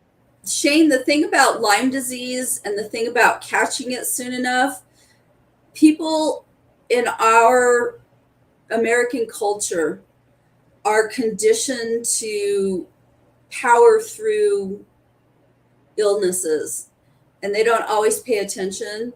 Tough it out. Yeah, tough it out, suck it up. I'm a big boy, whatever. Suck it out even. Wait, that's not. However you source it. Yeah. And I think once you get Lyme disease, if you don't catch it soon enough, then I don't know what it does to you, but I know it's not good. I know it's got lasting consequences. 6 days too long to see. Oh, you waited 6 days. I first caught it. Yeah. Oh, wow. Yeah, see, you don't always catch it. And if you don't catch it in time, like, I don't know. Scarlet fever. Oh, yeah. How do you get scarlet fever? I think she's saying with Lyme disease, if I'm not mistaken. I'm going to Google it. Trent or Shane, did you get a number? Trent, did you get a number?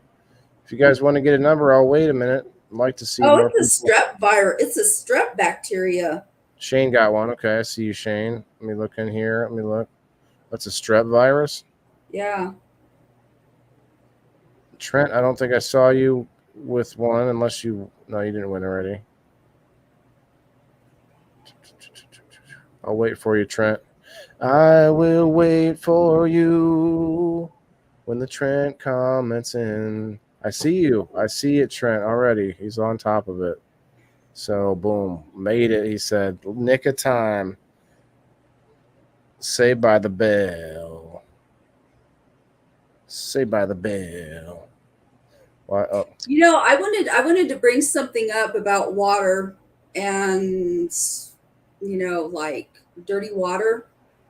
okay. Um, and I Dirty wanted to bring up water. something that it was a discussion that I saw in a group. I'm not going to name the group, but What's that? um, they were talking about using human waste to, Ooh, to make like a compost. yeah, in their compost. Ew. And well, yeah, it's gross. But they were saying that, you can do that. And I was like, you cannot. I Um, mean, maybe like it well, does no, compost, but no, not. no, no, no, no, you cannot. Okay, let me tell you, let me just say this. So I remember when I was a kid, there was this big stuff going on. I don't remember if it was in the news. I think it must have been in the news. But I remember my parents talking about it.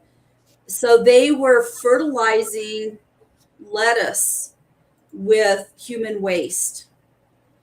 Oh And my god. so you can't do that. Now, Well, hold so on, let me qualify that.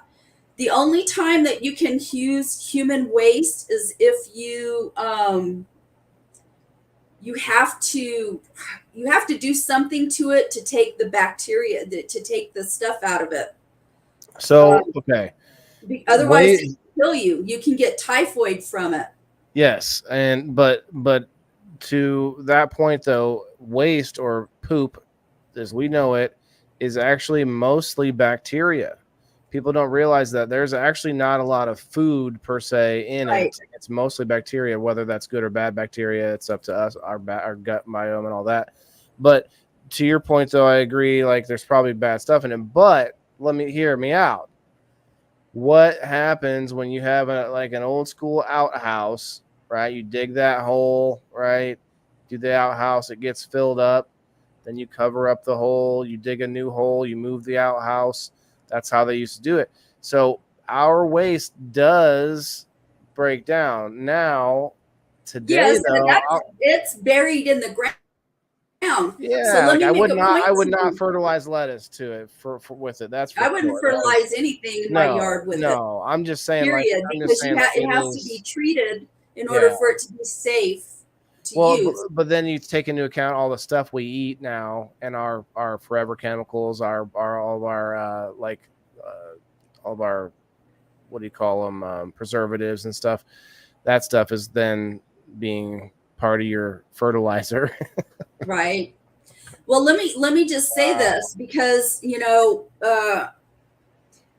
when you have flooding, Good night, so Darren. recently, Iowa was flooded, right? Did you Bless see you. all of that?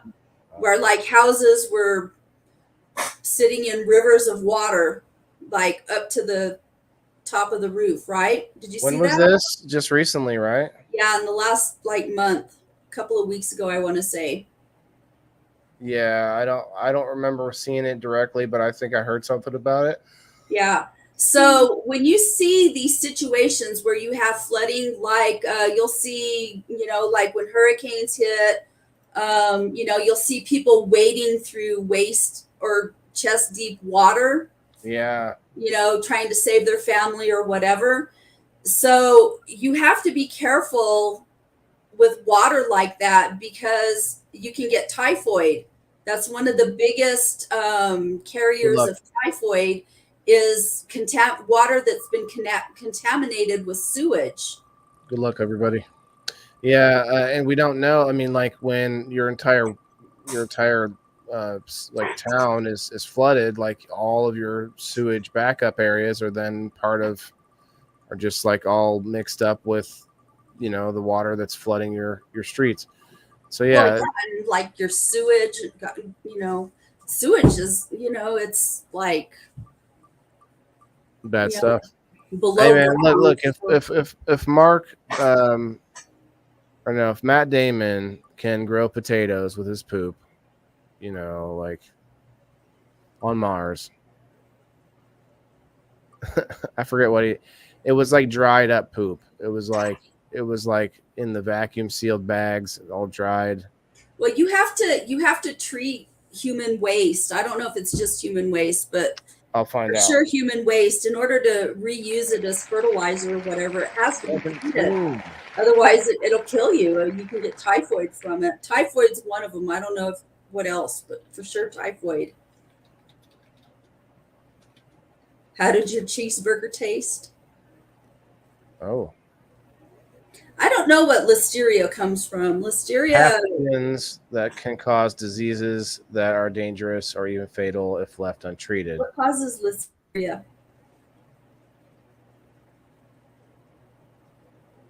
Viruses and pathogens and all kinds of stuff. Okay. Well, anyway, back on topic with water. That stuff has bad stuff in it too. Like when I was swimming or when I was at the river, I was like, should I bring a condom? Just in case of like parasites wanting to swim up my pee hole. Oh, I've heard of that. I've heard of parasites Okay. doing that. Think about it, man. Like a freaking like some kind of parasite, like a tapeworm. Have you heard about people that shower or swim with their contacts and get like Michelle Lynn is number 17. like bacteria or parasites behind their contacts? I have not. That would be weird. Yeah. That's crazy. Michelle Lynn is a Facebook subscriber. Congrats, Michelle. I remember when I was a kid, I used to go swimming in the drainage ditches. This was after my parents divorced, and my mom would get so mad at me for going swimming in the drainage ditches when she was at work. And now I think back to that and I think, God, man, I'm lucky I didn't get some kind of a disease. I remember doing that too when I was a kid. Yep. Oh, look, it's raining and it's full. Look, it's like a pool right here. And then you're like, oh, snap. Well, we have irrigation canals here to water our crops and whatnot. I don't know how you guys water your crops there, but we have irrigation canals. They have these big machines that have wheels, and it's basically this big like metal tube that has water that goes down it and all the way, like, I don't know how far. I don't know what the name of the thing is. It's an crop irrigator, but it shoots water like just crazy amounts of distances all over the field as it just can roll. It's kind of like a giant sprinkler. Pretty much. Yeah, we have some of those here too, but predominantly we have irrigation canals, and the water that comes in through those is typically from the river. But my mom used to have a heart attack when she'd find out that I had been swimming in one of those. And like creeks and lakes and rivers, like that used to be places that we would swim in as kids, and our parents thought nothing of it because they used to as well. But now I feel like things are just increasingly more toxified and more dirty. I don't know if it's a direct cause of us just not caring, or if it's a knowledge thing.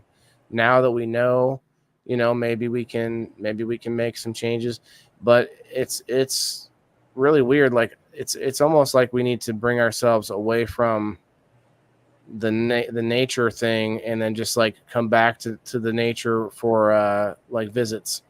Like I like this idea of having like living on space stations, and then we come to Earth to like visit like it's a park to get some nature, so that we can leave it, let it be its own thing. Anyway, I actually did want to bring that up. I won't go too much longer over time now, but guys, make sure you hit that like button if you haven't yet. Appreciate you guys for hanging out and all the engagement. But I did bring this up, and you kind of questioned it. You're like, huh? But they did find that the moon has ice, and if there's ice there, that means they can utilize it for lots of things, not just for living, but for turning it into fuel, right? So if you were to get to the moon and create a base, then they can use the ice to turn it into hydrogen fuel or whatever. And the moon has a north and south pole that I can't remember if it's a north pole or south pole or both, but they get like a constant amount of sun. Like there's like a point on the moon where it literally never has a dark cycle. Like it's like the top or whatever. So there's all kinds of reasons why I like the idea of us putting a base on the moon. A lot of people want to do it. Who knows? China might have one already on the dark side, people say. But I like it because, and this is why it's relevant, is that with shipping, like they're talking about putting like this, basically like a catapult or a rail gun on the moon. And if you could manufacture things in space, like in like these sort of space stations that do all the robotic manufacturing that we already do on Earth, if you did that in space, those machines would have a lot less wear and tear, a lot less, like gravity is really where a lot of the wear and tear comes in. And so they'd be able to do all this work up there, and then on the moon, they could just launch it back to Earth. Like it wouldn't even have to have propulsion or anything. It could just be like big payloads of, stuff, and they can just launch it. And from the moon, they could even launch, people for different places. Because think about the low gravity. Anyway, I know that's out there a little bit, but you need water to live, and oxygen. well, yes, but And they don't have any of that on the moon. no, but we can manufacture oxygen a lot easier than we can manufacture water, in my opinion. Did you watch that movie? What the heck movie was it with Arnold Schwarzenegger? You're About talking Mars? about Total Recall. Was it Total Recall? Do you remember what happened to Arnold Schwarzenegger's character?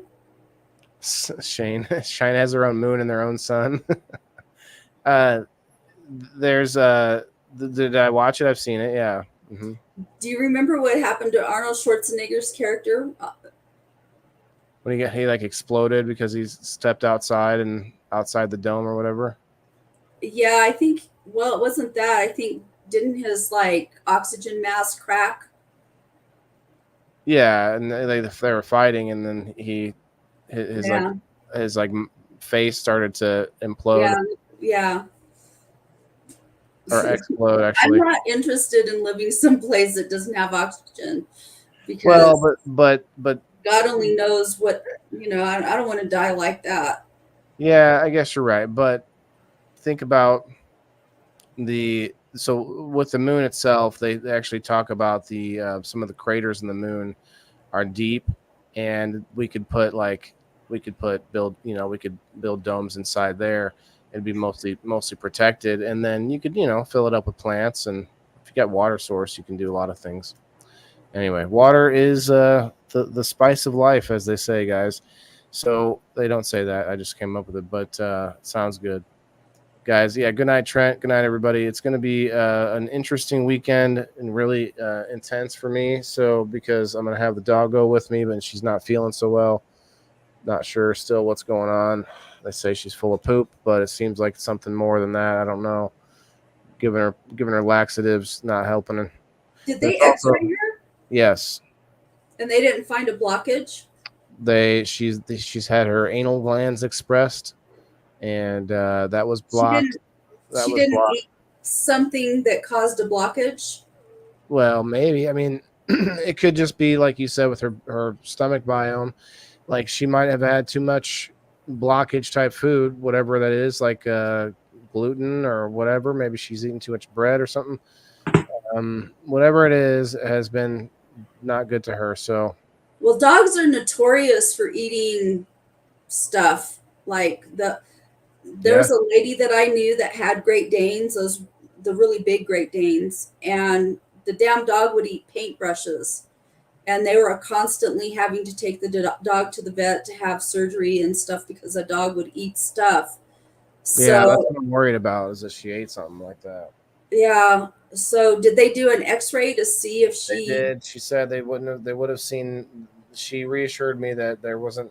I thought maybe something could be hidden in there, There's possibility that she's... somebody brought up that what if like her sitting around out in the sun too long is like making it like baking it in there like into a brick into like this hard, and it's hard for like an adobe, right. An But Adobe. yeah, but anyway, she's gone since we went to the vet last, but not today. She hasn't. So I'm gonna try to get her out. If it's not raining, it's been raining crazy most of the day too. So Try feeding her bacon grease. Like start cooking bacon and whatever grease is left over, just put it in a bowl and let her eat that. I do that with my cats. And well, that's fine, but I literally got her Miralax and mineral oil. Like I'm giving her two things already that's supposed to make you poop. So I feel like she's already getting, and I gave her too much the first time by accident, and then the second time today I gave her just the right amount, and it didn't do anything. So I think she needs a little bit more. Anyway, that's enough for us guys. I know it's been a great topic, but if you're a dog owner out there, you know what's up. But it's been fun. Thanks, Kim. No one came up to talk with us, but we could go all day, so it works out. But we will be back next week, guys. I'll be back on Monday. Kim will be back on Sunday with Legit Bean Review on Sunday on Grow Fam Homestead. So come check us out. Remember, this ball just hurling through the universe is has a lot of water on it, but we have to be a positive impact, I believe, in our surroundings, and to do that we need each other. That's what this show is all about. But remember, every person on the planet has to eat, right? Good night, everybody.